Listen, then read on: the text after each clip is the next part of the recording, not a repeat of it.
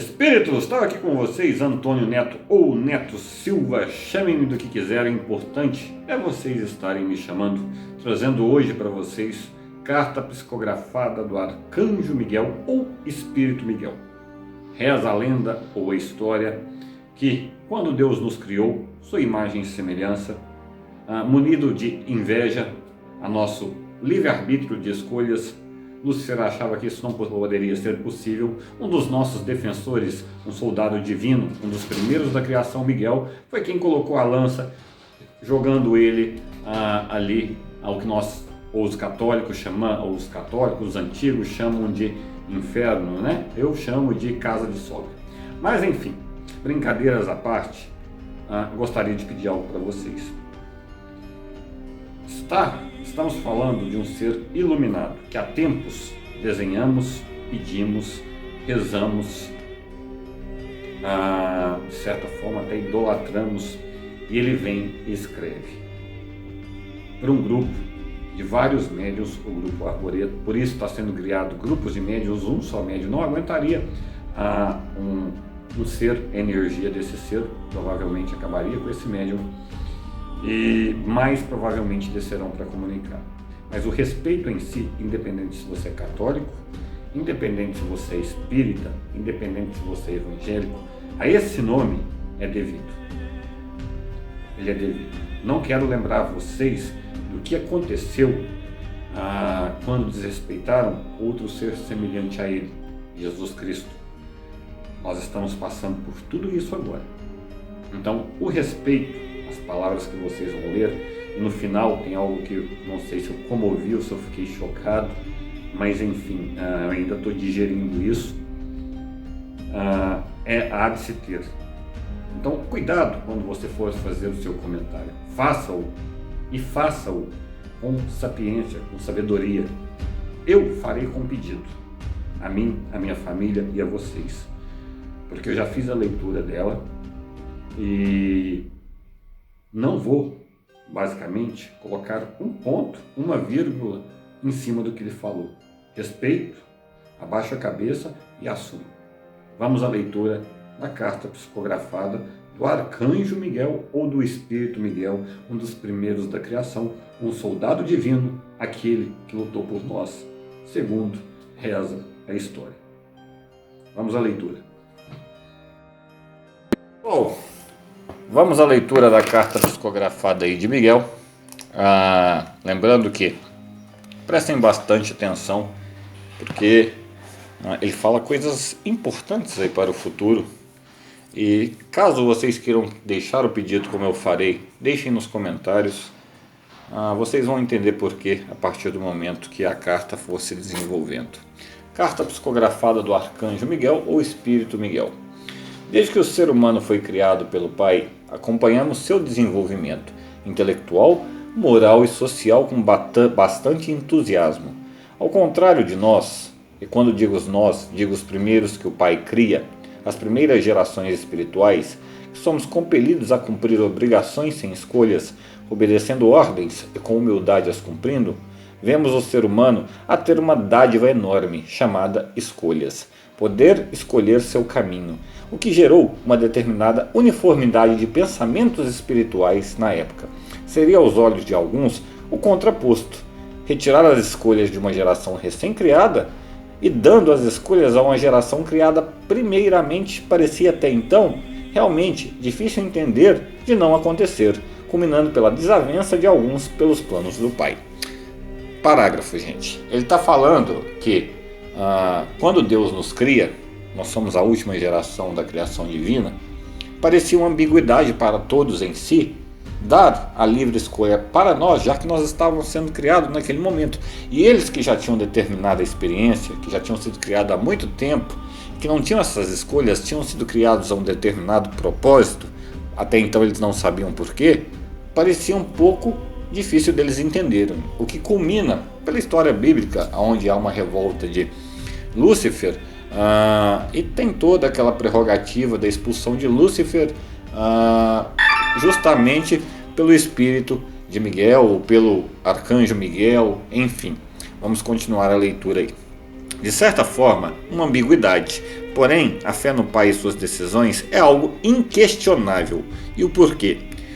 Olhe seres humanos da terra ao seu redor, cachoeiras, montanhas, riachos, extensas florestas com flores multicoloridas, rios com espelhos de água que refletem o céu na terra, maravilhas que um só ser foi capaz de criar antes mesmo de nós. A fé, temos fé, mesmo sem escolhas, tivemos essa fé, e explicarei o porquê. No decorrer do tempo, percebemos que o ser humano não sabia fazer suas escolhas. Teria que aprender, mas ele, assim como nós no início, vê o presente, tenta fazer o certo, mas as imposições ambientais, universais e da convivência entre si, ou seja, divergências impostas ao caminho do certo, as escolhas se tornam relativas, complexas e temerosas. E logo veio o esclarecimento. Primeiro, cria-se o professor. Depois, cria-se os alunos, uma troca de aprendizado, para que um dia também os professores possam ter suas escolhas, quando os alunos estiverem em condições de traçar um caminho eterno a si mesmo, um caminho tanto de vida humana, quanto um caminho espiritual de evolução eterna, e construir maravilhas como Deus faz, não ao geral, mas a si mesmo, o seu próprio paraíso, ocupando assim extensos espaços universais, cobrindo-os e cultivando-os no universo e retirando o nada, entre aspas, ou desconhecido, entre aspas, do dicionário universal. Pessoal, parece uma parte complicada do que ele está falando, mas é muito simples de vocês entenderem. Que quando eles são criados por Deus, eles eram como nós, mas eles tiveram um professor aonde esse professor era quem os criou, Deus diretamente, e que não foi dado escolhas a eles, porque eles também não sabiam fazer essas escolhas. Foi dado a eles a obediência em si, e que eles tinham que ter fé nessa obediência. Por quê? Porque eles já tinham visto ele criar maravilhas, a natureza, um ambiente, os rios e por aí vai, e que essa era a fé deles, que ele sabia o que ele estava fazendo. Basicamente, não existia a raça humana. Ele está traçando aí basicamente quando não havia raça humana. Então que a fé deles no Pai provinha de toda a criação, de todas as maravilhas que eles não sabiam fazer, de antemão a criação deles. Então que eles tinham que ter fé para ver qual que era o propósito daquilo tudo. E ele fala que o propósito era nós. Porque nós, quando deram a escolha para nós, quando nos criam, nos dão a escolha, mas nós não sabemos fazê-la. Mas a partir daí nós temos professores, que são eles que foram criados pelo Pai. Uma beleza, não é? Olha que beleza. Vamos continuar.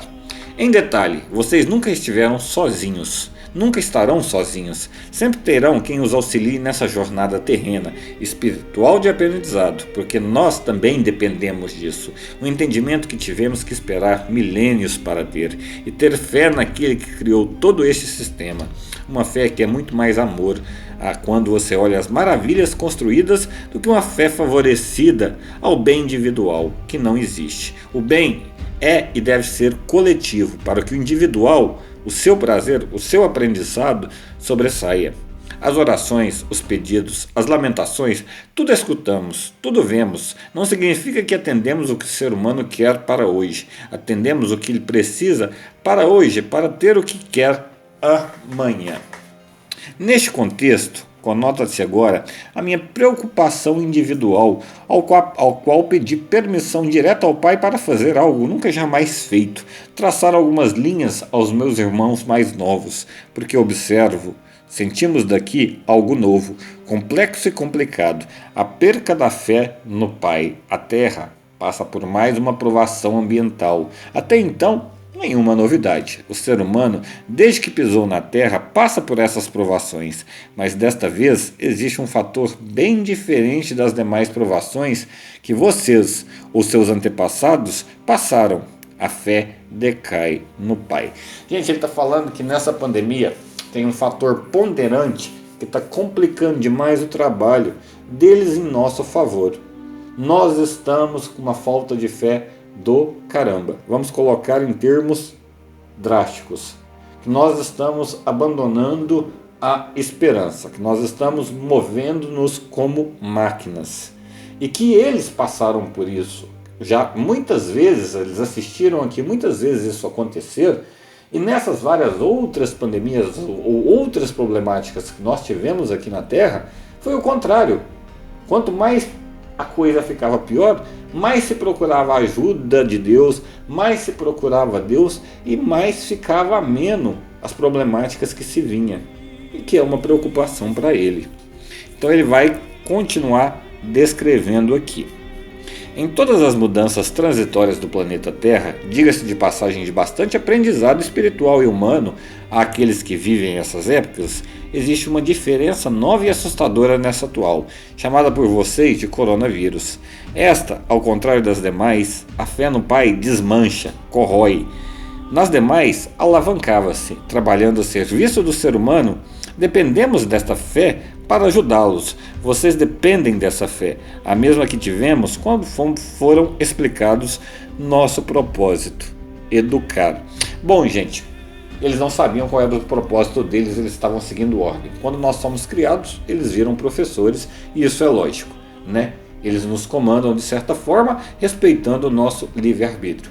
Mas somos seres movidos ao convite energeticamente. E a partir do momento que nossa fé decai, nós complicamos o serviço deles, o que culmina aí por uma maior extensão, um maior sofrimento, e realmente isso está acontecendo, né, gente? Não podemos negar que isso está acontecendo. E que nas demais pandemias não. O trabalho deles, apesar de estar ser mais complicado por ser uma época primitiva, você percebe que alavanca-se a fé. Eles dão um jeito de procurar mais a Deus, de rezar mais, de ter mais uniformidade coletiva, e facilitando o trabalho deles. Que eles também dependem dessa fé, dessa esperança nossa, para que eles vão para frente. Isso é muito bonito. Vamos aí, gente, continuar a leitura.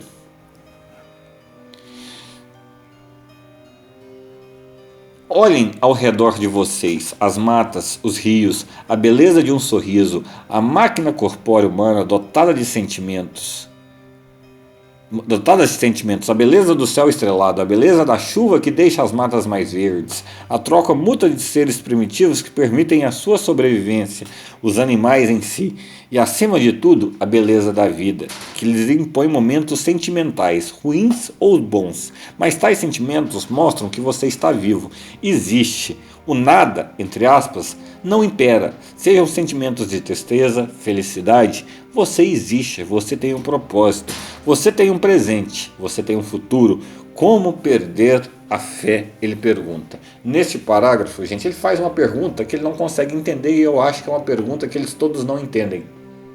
Independente do nosso momento que nós passamos, ou dos dias que passamos, ou minutos que passamos, nós temos basicamente momentos de tristeza, felicidade, angústia e por aí vai. Mas isso tudo culmina pela nossa existência, que acima de tudo nós temos esse sentimento, e que deve prevalecer em nosso pensamento, que nós existimos, que nós estamos vivos, que nós vamos para a prerrogativa espiritual de que a vida é uma dádiva, é um bem, é o bem maior que se pode ter, é a dádiva maior que se pode ter. Vamos continuar aí. Superar estas fases no mundo humano ou espiritual requer fé, requer firmeza, requer amor, requer olhar pelo próximo, para que o próximo olhe para outro, e assim numa corrente, fortalecendo aqueles que foram criados para auxiliá-los com admiração e vê-los passar por essas atribuições, porque vocês irão passar e passarão com fé, e colherão as maravilhas das escolhas que fizeste e farão, pensando também no seu próximo. Hoje, a vibração é extremamente negativa do ser humano ao universo. Solidão, depressão, falta de esperança, e peço que não as tenham. Lembre-se, nós estamos aqui, de um jeito ou de outro, fazendo o que é necessário, e continuaremos fazendo porque temos que fazer. Hoje não é uma obrigação imposta mais, e sim o amor a vocês que nos compele a lutar por vocês, pela fé no Pai, pela fé no ser humano, pela fé na vida eterna. Pessoal, essa parte, ele está falando uma coisa maravilhosa. Ele está falando que a partir do momento era uma obrigação, porque eles não tinham escolha, mas isso muda. No passar do tempo, já não é mais uma obrigação. por amor que eles fazem isso, pelo amor à criação do Pai e por o amor que eles tomam com a convivência conosco, com todas as imperfeições que temos ou perfeições. Eles tomam o amor pelo trabalho em fazer com que nós sigamos para frente. Bom, o propósito do Pai para eles já sabe, eles já estão aprendendo que primeiro foi imposto, depois virou amor. Eles aprendem de um lado, nós aprendemos de outro. É uma via de mão dupla. Olha que coisa mais bonita. Aí ele pede para vocês no final: não deixem a fé de vocês caírem. Trabalhamos incansavelmente para que tudo saia da melhor maneira possível. E sairá como sempre saiu. Apenas tenham paciência. Orem, rezem, peçam, comunique-se, seja da maneira que for. Isso nos fortalece. Ergam-se, levantem a cabeça para aqueles que têm fé. Tudo se torna mais fácil. E quando... Desculpa, gente. E quando tudo ficar escuro, abra os olhos e olhe ao seu redor. Pois, como dito a vocês, se a fé pode mover montanhas, moverá o seu coração também. Eu acredito em vocês. Espero que vocês também acreditem em si próprios. Amar a Deus é confiar em Deus. Amar a Deus é se amar. Portanto, confiar em si mesmos. Não deixem sua luz apagar. Nós estamos aqui por vocês e prometo-lhes, tudo passará e mais, melhor ficará. Resta saber quem terá fé para ver. Assinado Miguel. Bom, pessoal, acho que eu não preciso falar mais nada a respeito dessa carta. Ele resume basicamente uma história que era controversa até certo ponto, onde professor vira aluno, aluno professor, uma troca mútua, e aonde provavelmente futuramente nós viraremos professores também, mas em cima das nossas próprias escolhas. Tudo vai mediante ao livre-arbítrio e que culmina um caminho por onde nós passamos hoje, e já passamos várias vezes, uma problemática muito grande, mas essa problemática vai ser resolvida. Só que a vibração das pessoas está caindo demais, a falta de esperança das pessoas está caindo demais, e isso não pode acontecer, isso não vai acontecer. Não é porque a igreja está fechada, não é porque o centro está fechado, não é porque isso e aquilo está fechado que estes seres vão parar de trabalhar. Eles não dependem das igrejas, eles dependem de você. Vocês são livres, vocês podem pedir, vocês podem orar, vocês são dotados da mesma matéria, da mesmo espírito do que aqueles que vocês julgam seres humanos serem mais religiosos do que vocês. E às vezes vocês são muito mais, porque a religiosidade, o caminho cristão é muito mais um caminho de vida que você segue, muito mais um estilo de vida que você segue do que um título. Vocês não podem deixar a peteca cair. Nós não vamos perder para isso. Eles estão conosco. Os nossos espíritos estão conosco.